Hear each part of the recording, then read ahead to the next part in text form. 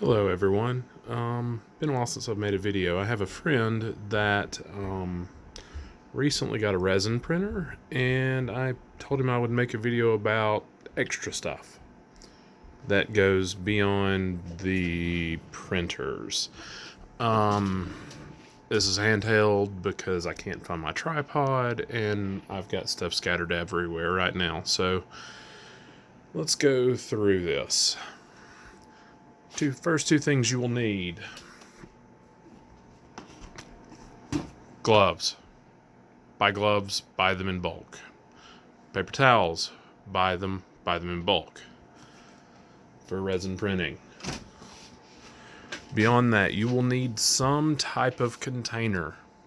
And that container, very popularly, is a pickle jar. Off Amazon, it has a rising thing to pull your part out. You'll need, you can use 70%, it's not as effective. You can also use 91%. Don't bother with 99% unless you have some way to make sure that the bottle is sealed. And whatever you use is then disposed of because it'll quickly absorb moisture from the air and become 91%. And you don't actually have to use rubbing alcohol. Rubbing alcohol acts as a, I can't think of the proper chemistry term, but it's a solvent. It actually breaks down the resin. But you can also use degreasers like Crud Cutter or Simple Green or Mean Green that you can get from Lowe's, and they are not, yeah, those. It actually acts as a emulsifier like a soap, and in doing so, you need a toothbrush because you can shake all day long, even with an ultrasonic cleaner, and without something to get into the crevices, it does not do a very good job. And this is just a dollar store toothbrush, nothing special.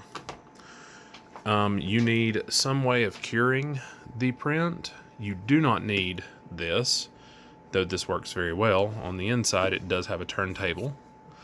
All you need is sunlight. The prints themselves are only half cured whenever they come out of the print, because if they were fully cured, they would be so hard that they wouldn't peel off the FEP. And you want to be able, and they would be so brittle that they would just collapse.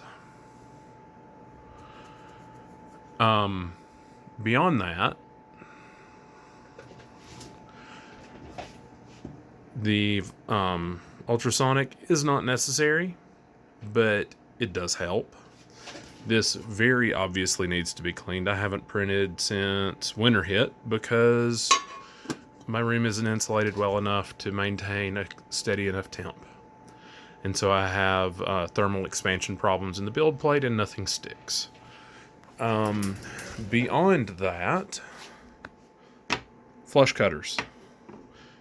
They don't have to be super amazing, but they need to be decent.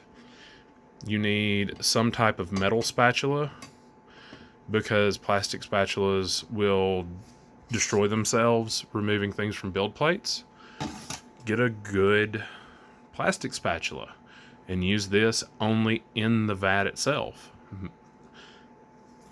Build plate, vat, because this will destroy your vat. And then again, gloves. Dear God, gloves. You don't need chemical burns. And then funnels. So you need some type of filter material because when prints fail, you have to filter the resin that's in the vat to remove failed pieces. This in particular is something I had left over from vaping many years ago. It is a 500 mesh. It's almost, if not the same as the filter media that you get from auto parts stores for filtering automotive paint that a lot of people like to tout as the best, and they're not wrong because it's super fine.